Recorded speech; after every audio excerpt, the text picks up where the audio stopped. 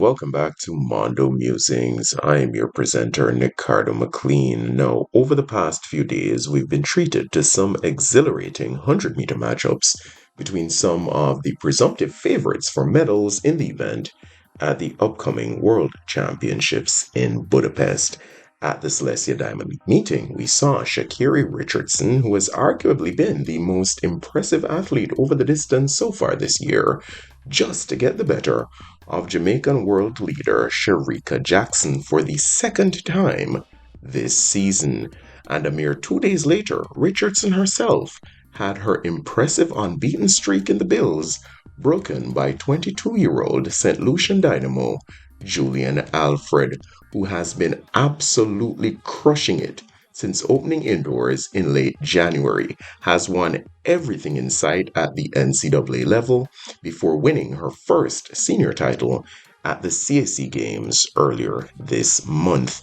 And as things currently stand, another treat is in the offing with Richardson, Jackson, and Marie-Josée Talu, the three fastest women in 2023, set to match strides in London this coming Sunday. Now, obviously, this trio of speed merchants is likely to grab most of the headlines leading up to that sensational showdown. However, as the title of the video suggests, I really want to focus for just a bit on another very accomplished sprinter who is also listed for London. And she is, of course, Dina Asher-Smith, who has been conspicuously absent, I must say, from most conversations I hear being had about potential medalists in that highly anticipated Budapest 100-meter final. And in some respects, I kinda get it, because her 10:98 season's best only has her in a four-way tie as the 17th fastest performer this season, well over 2/10 of a second slower than the likes of Richardson, Jackson, and Talu. Well, actually, in Jackson's case, she's over 3/10 slower than Jackson's 10:65 world lead. But as we saw last year in Eugene, cometh the hour, cometh the consummate championship performer.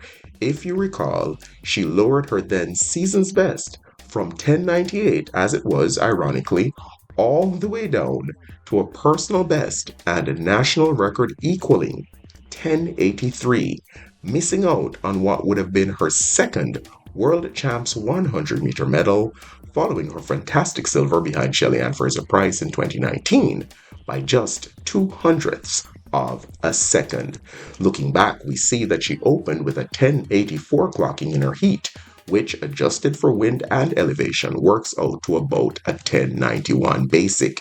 In the semis, she booked her ticket to the final with a 10:89 into a slight headwind, adjusted time 10:88.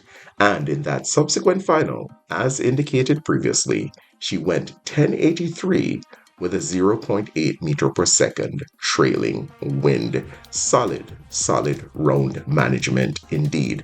Not quite as good as her 10:96 heat to 10:87 semi to 10:83 final effort in Doha in 2019, but pretty solid round management nonetheless. Now, ironically, this is an area where we've seen the likes of Marie-Josée Talu and Sha'Carri Richardson, to a lesser extent, struggle just a bit over the years.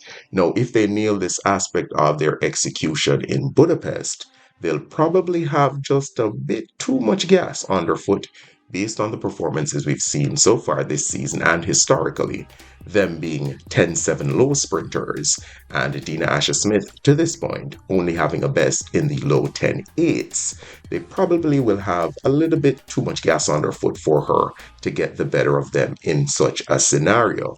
However, if a couple of the more highly touted women are slightly off the boil, I, for one, won't be surprised in the least if the British number one is right there in the medal mix-up when all is said and done in Budapest. So, there you have my thoughts on one of the women who I believe could come from slightly off the pace to spring what would seemingly be a big surprise for many in the 100 meters in Budapest. What say you? Is Dina Asher-Smith fated to be an also-ran this time around, or do you, as I do, expect her to seriously threaten the medals once she shows up healthy in just about a month's time? Let me know in the comment section. Thanks as always for checking out the content. Until next time, Godspeed.